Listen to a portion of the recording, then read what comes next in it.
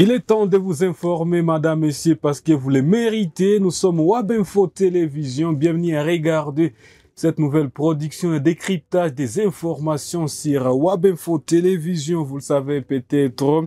Après Kinshasa, les médiateurs désignés dans les conflits dans l'est de la République démocratique du Congo, je parle du président togolais, monsieur Faure Gnassingbé, a rencontré le président rwandais Paul Kagame ce lundi 21 avril 2025. Il rencontrera toutes les parties impliquées dans ces conflits dans l'est de la République démocratique du Congo, dont le M23, dans le cadre des quêtes de la paix. Nous allons en parler dans cette production d'aujourd'hui avec notre invité de cet avant-midi qui n'est autre qu'un acteur, je dis bien un acteur de la société civile. Bien sûr, il est un activiste pro-démocratie. On l'appelle monsieur Giel Mamlaka, qui est ensemble avec nous sur ce magnifique plateau de WAB Information Télévision. Giel Mamlaka, je l'ai dit, vous êtes un activiste pro-démocratie. Bonjour et bonne arrivée.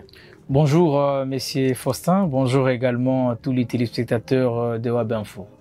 Giel, vous êtes parmi les chercheurs des activistes, bien évidemment. Vous êtes également un jeune leader à l'est de la République démocratique du Congo. Dites-nous d'abord, comment est-ce que vous analysez les négociations en cours en République démocratique du Congo, quelles que soient les négociations qui réunit directement les gouvernements congolais, les M23 au Qatar, mais aussi les négociations, ou bien donc les processus de Luanda, les processus de Nairobi, donc les négociations qui sont bien évidemment conduites par l'Union africaine. Oui, au fait, il faut dire ici que les négociations sont encouragées d'une manière générale. Mais pour ce qui concerne la guerre à l'est de la RDC, notamment entre le FARDC, le Ouazalendou, ainsi que tout le partenaire du gouvernement congolais et le M23, nous remarquons qu'il y a malheureusement assez de farces, le moins sérieux qui est dans ces négociations. Allez-y comprendre que les négociations ont pris beaucoup de temps avec le président angolais, mais en fait de compte, le résultat a été très négatif. Pas parce que le facilitateur n'a pas été à la hauteur, mais tout simplement parce qu'entre les deux parties, il y a eu beaucoup de farces. Que ce soit du côté du gouvernement congolais, tout comme du côté du M23. Alors, nous avons appris sur les réseaux sociaux, sans aucune demande, que ce soit dans une institution congolaise, à l'Assemblée nationale ou dans d'autres institutions, ou encore à la société civile, à la population, au peuple, que les négociations aillent à Doha. Nous avons appris donc sur les réseaux sociaux que voilà, les négociations seront au niveau de Doha. Quelque temps après, c'est les Togo qui prend la question de négociation.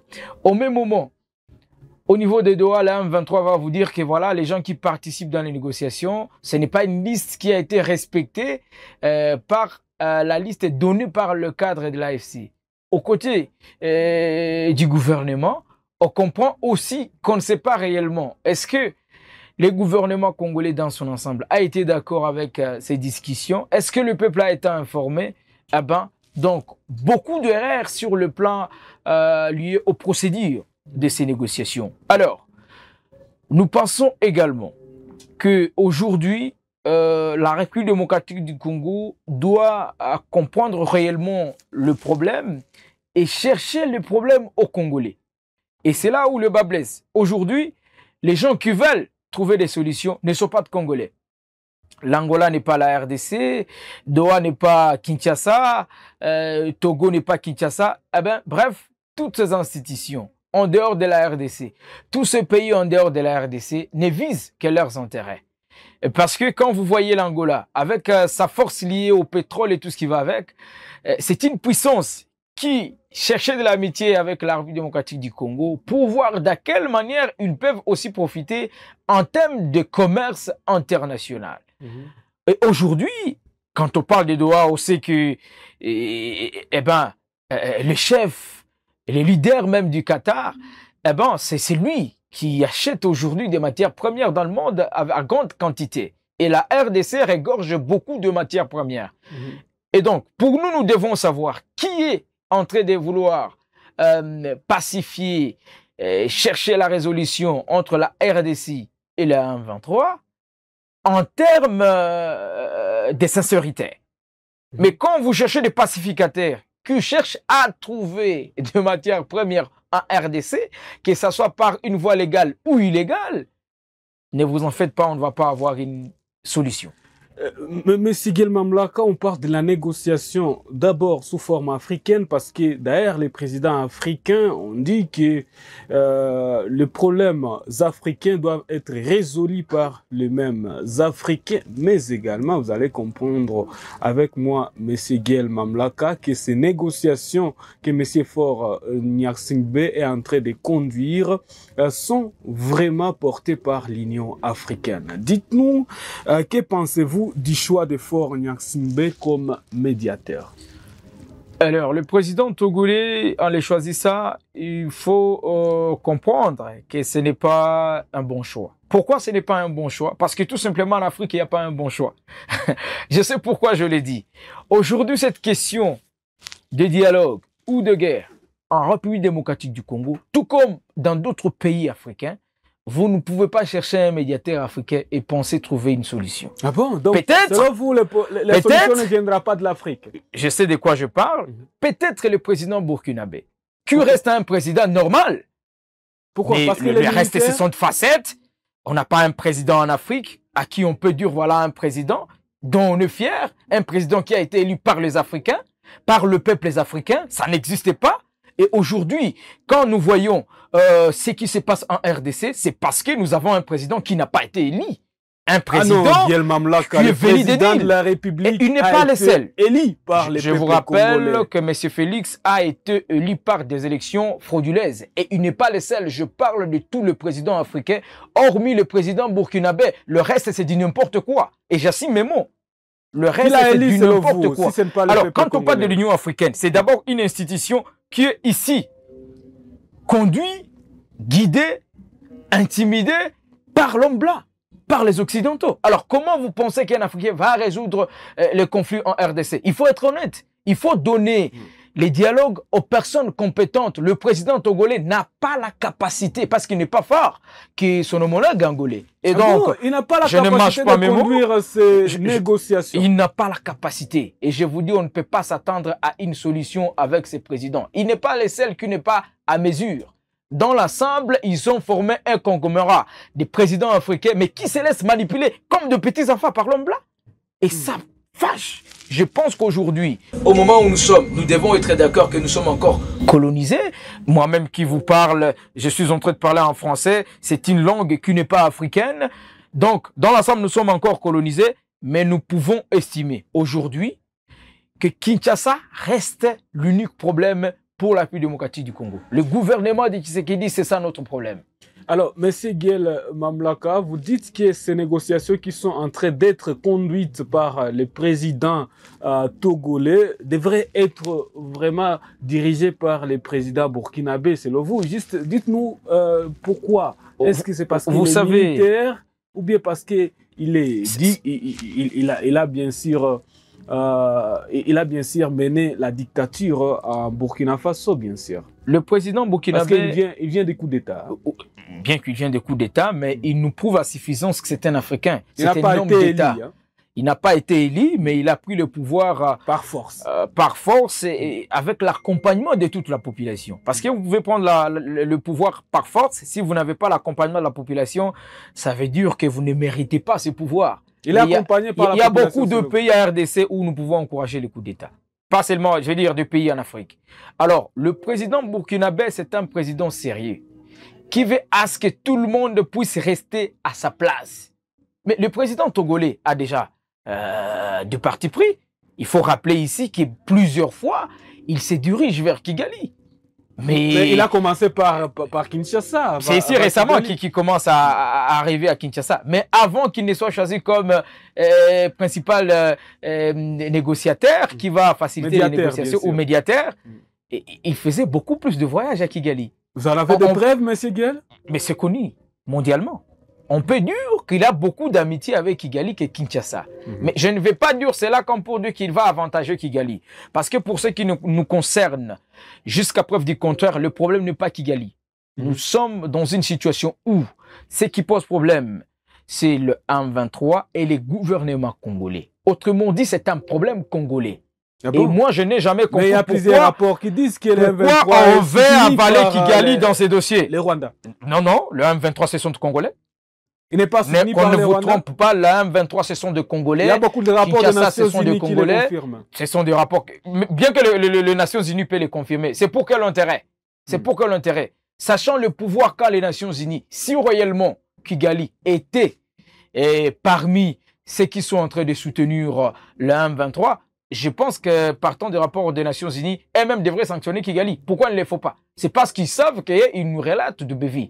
Nous devons dire les choses très clairement. Donc c'est faux, le M23 n'est pas soutenu par Kigali. Moi, je n'ai pas de preuves et je ne peux pas dire ici que le M23 est soutenu par Kigali. Le M23, ce sont des Congolais. Et nous pensons que ce soit du côté du M23 et du côté du gouvernement, nous ne comprenons pas qui est du côté du peuple. Et nous voulons la paix.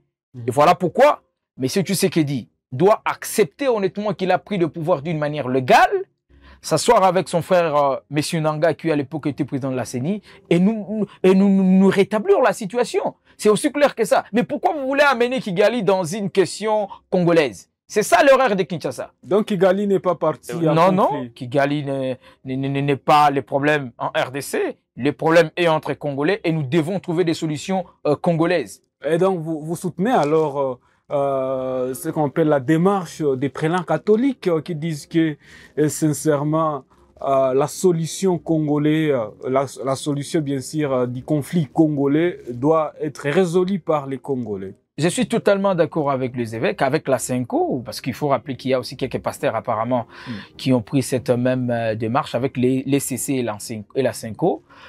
Évidemment, nous devons trouver des solutions par les Africains, bien sûr. Oui, parce que aussi longtemps qu'on est en train de dire que voilà, Kigali fait partie du problème. D'autres aussi vont vous citer l'Ouganda dans les coulisses. Les problèmes restent là et les problèmes ne s'est pas changé. Mais si on pouvait se dire la vérité, messieurs Nanga, messieurs Bissimon, vous êtes des Congolais, vous êtes les chefs d'une rébellion congolaise. Nous, Kinshasa, nous sommes au gouvernement. Et nous avons pris le pouvoir démocratiquement avec votre label, parce que Tshisekedi a pris le pouvoir avec la bénédiction de M. Nanga, qui est le coordonnateur aujourd'hui de l'AFC 23, qu'ils se mettent à table et qu'ils décident. Ils sont en train de le faire au Qatar. Mais pourquoi encore on veut amener les discussions avec Kigali? Ça retarde les résolutions, s'il vous plaît. Quand vous mettez dans une résolution de parties qui ne sont pas prenantes, eh bien, la résolution prend beaucoup de temps. Parce que quand vous mettez Kigali, ça prend beaucoup de temps. Il faut que Kagame s'explique. Pendant qu'il s'explique, nous, on est en train de souffrir ici au pays. Nous avons besoin d'une solution durable entre Congolais. Dans le processus de Luanda, Kigali est dedans, bien sûr, parce que même les États-Unis, vous l'avez dit, les États-Unis ont demandé à Kigali de retirer ses troupes du sol congolais. Qu'en pensez-vous? Voilà ce que je vous dis. Il faut rappeler ici qu'il y a aussi il y a des troupes rwandaises présentes sur les sols congolais. L'aspect lié au minerai n'est pas un aspect négligeable. Et dans ces discussions, on doit parler la question liée au minerai. La République démocratique du Congo doit faire des sommiers pour éclairer le monde par rapport aux minerais que nous avons en RDC. Qu'est-ce que d'autres pays doivent faire pour venir acheter des minerais en République démocratique du Congo? Parce que c'est ça le grand problème. Aujourd'hui, quand vous arrivez au Rwanda, ils ont construit une usine pour la transformation de matières premières. Est-ce qu'ils en ont? La réponse est négative. Mais on sait évidemment que c'est un pays qui est dirigé par des diplomates capables d'acheter des minerais ailleurs, raison pour laquelle ça crée des problèmes aujourd'hui. Si le Rwanda a déjà une industrie pour transformer les matières premières, les Rwandais devraient normalement trouver des accords avec la République démocratique du Congo, des accords miniers. Mais si ces accords ne sont pas encore là, tout le monde va se poser des questions. Où est-ce qu'ils vont avoir de minerais? Et c'est là où les gens se permettent de dire que voilà, Kigali est dans les dossiers. Mais il s'agit des soupçons. Alors, monsieur Guel, la question est, les États-Unis ont demandé aux troupes, disons, au Rwanda de retirer ses troupes sur les sols congolais. Ne pensez-vous pas que réellement les troupes congolaises sont sur les sols congolais? On ne peut pas confirmer cela. Vous savez, quand on est intellectuel, il faut se baser sur deux faits. Les troupes rwandaises, bien évidemment, ne sont pas sur les sols congolais. Moi, je n'ai pas vu une troupe rwandaise sur le sol congolais. Et si une troupe rwandaise était sur le sol congolais, qui est le problème? C'est Félix Tshisekedi. Comment tout un président va permettre à une troupe étrangère de venir sur son sol? Ça veut dire qu'il est incompétent. Qu'est-ce qu'il faut changer? Il faut changer ses gouvernements. Ils ont le rôle de contrôler non seulement les peuples congolais, mais aussi tout le territoire congolais. Si vous avez vu une troupe rwandaise sur le sol congolais, avant de condamner Kagame, il faut condamner Tshisekedi. Pourquoi il a ouvert la porte à ces troupes rwandaises? Moi, je ne les ai pas vues. Et s'ils étaient là, avant de condamner qui que ce soit... C'est une agression. C'est une agression. Mais tout pays doit se défendre. Ça se fait par force, monsieur. Tout ce pays doit se défendre. Quelle que soit la force, aujourd'hui, quand vous voyez d'autres nations qui sont en guerre, il n'y a pas une nation qui commence à pleurnicher pour dire nous avons vu une troupe telle sur, c'est pas moi, les sols congolais. Si vous avez une troupe rwandaise, vous avez vu une troupe rwandaise au sol congolais. Moi, j'ai vu une troupe française aussi, avec ces aventuriers qui étaient ici. Ils étaient des troupes françaises, ils n'ont rien fait. Nous voyons des troupes ougandaises au niveau de Béni. Bref, Tshisekedi a donné à tout le monde la porte ouverte. C'est toutes les troupes du monde qui sont ici. Les Burundais sont également ici. Mais qu'est-ce qu'ils ont fait? Il n'y avait pas de troupes françaises. Au moment où je vous parle, je suis un déplacé de guerre. Messieurs, c'est comme pour dire que Tshisekedi a commis beaucoup d'erreurs et il nous doit des esquisses et il doit rétablir la situation le plus tôt possible. Monsieur Guel, ça n'engage que vos propos. Cette médiation peut-elle réellement déboucher sur une paix durable, selon vous? Honnêtement, je ne crois pas. Je crois évidemment que cette guerre peut finir sur la table. Mais avec quel médiateur? Il faut que nous puissions trouver la personne qui n'a pas été élue par les peuples. Il faut que nous puissions trouver le président burkinabé. La personne capable de nous trouver la solution. Et cette personne ne peut pas être autre que la France et les États-Unis. Il faut comprendre comment les enjeux du monde sont en train d'évoluer, s'il vous plaît. À un certain moment... Donc, un bon médiateur doit être la France puissant, ou les États-Unis. Oui, il doit être puissant. Ce n'est plus le Burkina Faso, comme vous l'avez dit. Il doit être puissant. Vous avez dit en Afrique, c'est le Burkina Faso. Okay. Mais quand nous arrivons au niveau du monde, c'est la France et les États-Unis qui doivent venir nous trouver la solution parce qu'ils sont des nations puissantes. Fort malheureusement, on n'a pas un président capable de persuader les États-Unis et la France. Il n'est pas à mesure. Si Tshisekedi n'est pas à mesure.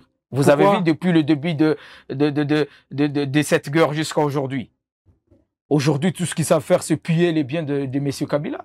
Qu'est-ce que ça nous avantage attaquer un peuple? Personne n'a pillé les biens de Kabila. Mais ils ont pillé. Ils ont pillé. Ils ont pillé. Nous avons des documents, nous avons vu des images et ce n'est pas pour la première fois. Ils sont en train de piller au lieu de nous foutre la paix ici au Nord Kivu. Je pense que des preuves, je dois répondre clairement à votre question. Je suis pour les dialogues, tout comme la plupart des citoyens congolais, mais il faut trouver un médiateur capable de trouver la solution. Si des éléphants sont en train de se battre, une mouche ne va pas venir faire la médiation. Non, il faut trouver un lion. Donc, M. Faure Gnassingbé... Il n'a pas la capacité, messieurs. Pas même. Qu'est-ce qu'il va dire à Kagame? Qu'est-ce qu'il va dire à Tshisekedi? Personne ne va l'écouter. C'est juste un médiateur. Personne ne va l'écouter. Je vous dis qu'un médiateur doit avoir la puissance. Et aujourd'hui, la puissance mondiale est entre les mains des États-Unis et la France. Point barre. Comme ça se fait également au Qatar. Bien entendu. Merci beaucoup, monsieur Guel. Pourquoi Kagame et Félix Tshisekedi ne se rencontrent-ils pas toujours depuis la dernière fois au Qatar? C'est parce qu'ils n'aiment pas le peuple. Ces deux présidents n'aiment pas le peuple. Même le président rwandais n'aime pas le peuple. Il n'aime pas le peuple. Je dis qu'il n'aime pas le peuple. Je n'ai pas précisé quel peuple, mais ces deux présidents n'aiment pas le peuple. Vous savez, quand on est leader et qu'on est voisin, la première des choses, il faut créer l'amitié. Et il faut éclairer cette amitié. Il me semble que dans leur amitié, il y a eu des accords et que l'un n'a pas respecté ces accords. Au moment où l'autre n'a pas respecté les accords, c'est là que les choses se sont dégénérées. Mais ça, c'est un autre problème. Parce que quand on parle de Tshisekedi et de Messi Kagame, c'est différent de parler du M23 et les gouvernements congolais. Deux choses différentes. Le problème que nous avons aujourd'hui, c'est un problème entre le M23 et les gouvernements congolais. Sachant également que la RDC a quand même un président qui s'appelle Félix Tshisekedi. En tant qu'institution, la présidence devrait nous aider à trouver des solutions. Mais on a vu M. Kabila, je veux dire M. Tshisekedi, avec ses ministres, partout au Rwanda. Le président, à l'époque, aujourd'hui président de l'Assemblée, à l'époque du directeur des cabinets, partir aussi au Rwanda. On a vu Kagame venir ici, en République démocratique du Congo. Bref, on peut dire que ce sont des amis. Et Tshisekedi, quand il a pris le pouvoir, est-ce qu'il n'était pas d'accord avec le Rwanda? Ils étaient les amis, bien sûr. Ils étaient des amis. Pourquoi ils ne sont plus amis? Pour des questions individuelles. Parce qu'entre nations, il n'y a pas de problème. Les Rwandais arrivent en RDC n'importe quand. Les Congolais arrivent au Rwanda n'importe quand. Il y a des Rwandais qui font des études au Congo. Il y a des Congolais qui font des études au Rwanda. Bref, entre peuples, il n'y a pas de problème. Alors, pourquoi ces gens ne se comprennent pas? C'est pour des intérêts individuels. Nous pensons qu'il est temps que M. Tshisekedi puisse non seulement avoir de bonnes relations avec le président rwandais, mais avec l'ensemble des présidents qui entourent la RDC. Il s'agit de 9 présidents des 9 pays limitrophes. Donc, il ne doit pas se comporter comme un enfant face à ses collègues présidents. Il doit en bonne relation avec tous ces présidents. Il doit apprendre. Oui, pays limitrophes. Parce que s'il était en bonne relation, d'autres pays devraient venir en aide. Mais pourquoi d'autres pays ne viennent pas en aide? Parce qu'ils comprennent qu'il y a un problème dans la tête du président congolais. Écoutez, notre président, il y a l'EAC qui était là. Notre président a un problème mental. Il faut l'amener à l'hôpital le plus tôt possible. Vous savez la souffrance que nous avons aujourd'hui. Ça ne se fait pas, on est en pleine émission. Mais vous savez la souffrance que nous avons aujourd'hui. Il faut retirer ces mots. Je ne peux pas retirer, je dis que... Il faut retirer ces mots, je dis que notre président mérite... Il faut retirer ces mots, monsieur. Beaucoup de soutien. Je ne peux pas retirer, j'assume mes mots. Le président congolais a un problème. Vous savez que nous sommes déplacés depuis quand? Ça fait plus de 3 ans. Nous sommes déplacés. Monsieur Guel, quel rôle la communauté internationale devrait-elle jouer dans cette crise? Alors, je pense que la communauté internationale devrait jouer le rôle, d'abord, des documentations. Parce qu'il faut dire ici que la M23 n'est pas né aujourd'hui. La M23 était encore là en 2012-2013. Il faut comprendre réellement la source du problème. D'où viennent les lamentations du mouvement du 23 mars. La communauté internationale doit nous aider à documenter parce qu'elle a beaucoup de moyens. Après avoir documenté, proposer alors des solutions. Parce que la communauté internationale n'a pas mandat d'imposer la solution, mais elle peut proposer la solution. Voilà pourquoi je suis sur le fait que chaque État a une grande partie d'indépendance. Et notre État, c'est un État qui est bien conduit par une constitution, par des textes légaux, et lesquels textes aujourd'hui donnent beaucoup de pouvoir au président de la République. Parce que selon notre constitution, le président de la République, c'est le garant de la nation. Ce qui veut dire que quand les choses aillent bien au pays, la première personne à féliciter, c'est l'excellence Félix Tshisekedi. Et quand les choses vont mal, c'est lui la première personne à condamner. Raison pour laquelle nous attendons de cette communauté internationale des bonnes propositions, également une certaine honnêteté. Parce que nous avons en face de nous une communauté internationale hypocrite. Hypocrite, dans quel sens, M. Guel? Goma, Rutshuru, Massissi, une partie de Walikale, dans les sites Kivu, Bukavu, c'est pas moi Calais, ou encore Kabaré, ce sont des entités où le peuple a connu une souffrance à la présence de la MONUSCO, qui fait partie d'une partie importante de cette communauté internationale. De la SADC. Qu'est-ce qu'ils ont fait pour le peuple? La mission d'observation quand même, et d'aide. Voilà, vous comprenez? Quand vous dites que vous êtes là pour observer, ça veut dire quoi?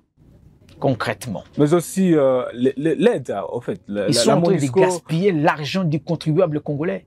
Ces aventuriers de la MONUSCO. Ils sont en train de gaspiller l'argent du contribuable congolais. Inutilement comme ça. Ils sont incapables. Dans un pays sérieux, cette communauté internationale devrait être aussi renvoyée. Je parle ici de la MONUSCO. Selon vous, la MONUSCO ne fait rien. Ne nous a aidés à rien. À rien. La MONUSCO, c'est un obstacle. Et pour le M23, c'est un obstacle. Et pour le gouvernement congolais, et pour le peuple congolais. Qu'est-ce qu'elle est en train de faire ici? Quand même. Elle vient en aide à nos les quelques toilettes que la MONUSCO a eu à construire pour la police, les quelques toilettes qu'elle a eu à construire, ça veut dire quoi? C'est dit n'importe quoi. Il y a des vols de la MONUSCO, il y a plusieurs choses qui aident nos militaires. Je puis vous dire ici que si cette communauté internationale était sérieuse, aujourd'hui, soit le M23, soit le président Tshisekedi, ils devraient aujourd'hui se retrouver dans une situation où ils ne sont pas à mesure de faire leur guéguerre. Et la solution devrait être trouvée. Mais Guel, dites-moi, est-ce que le peuple congolais fait confiance à cette médiation des Africains, donc de l'Union africaine? Je ne saurais pas prendre la parole au nom de tout un peuple africain, mais je peux donner un point de vue. Peuple congolais. Je pense aujourd'hui que pour ce qui concerne le peuple congolais, nous savons que la médiation africaine est dirigée par l'homme blanc. Honnêtement. Même l'Union africaine en elle-même. Faure Gnassingbé n'est pas un homme blanc. Bon.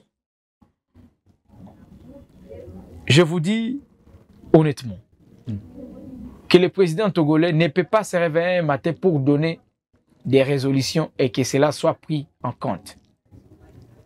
Vous avez vu le président angolais. Pendant qu'il était en train de s'approcher d'une bonne solution, qu'est-ce qui a été fait? On nous renvoie au niveau des droits. Qu'est-ce qui vous dit que si le président togolais peut avoir la volonté, parce qu'il peut, oui, avoir la volonté de nous trouver une solution, mais il n'a pas le pouvoir, il n'a pas cette puissance-là d'imposer cette solution.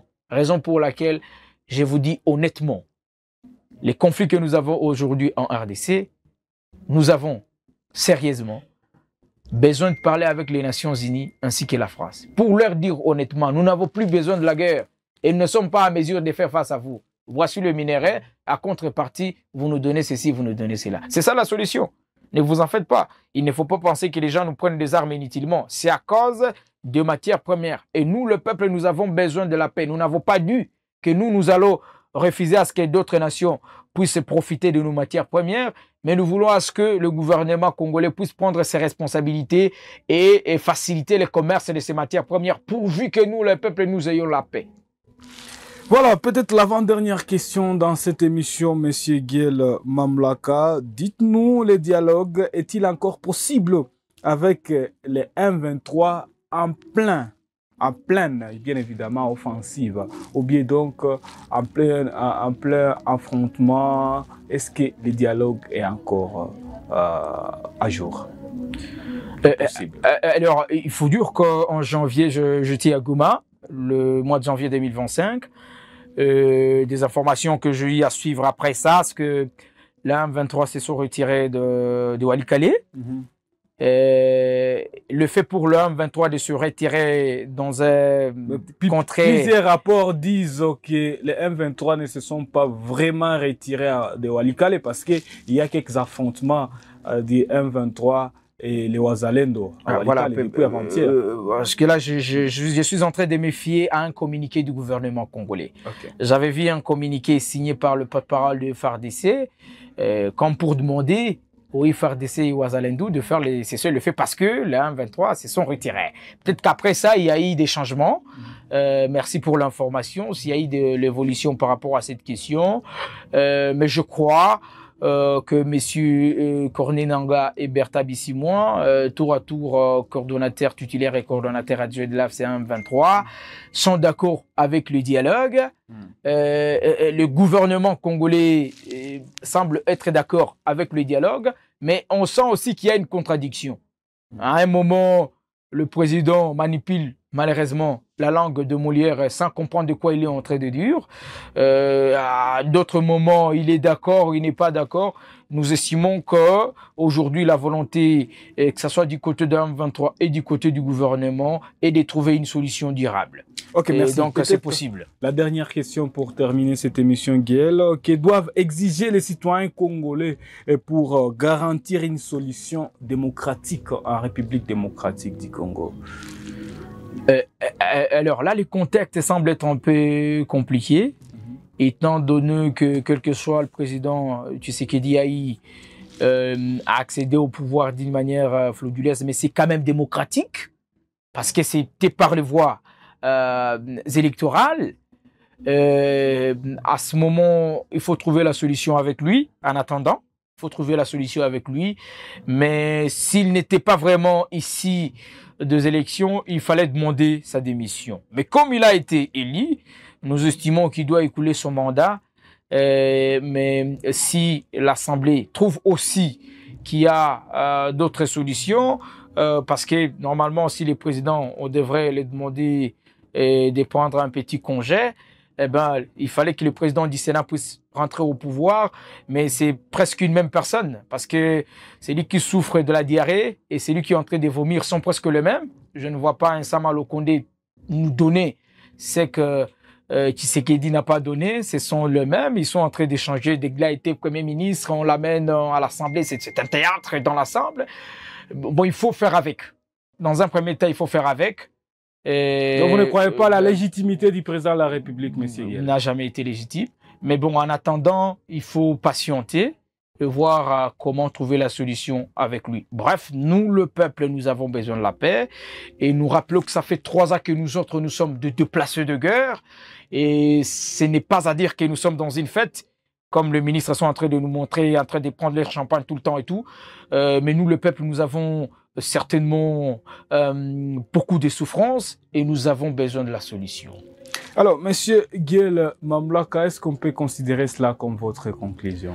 Oui, je tiens donc à encourager les membres du gouvernement congolais qui sont en train quand même de travailler pour l'intérêt du peuple congolais.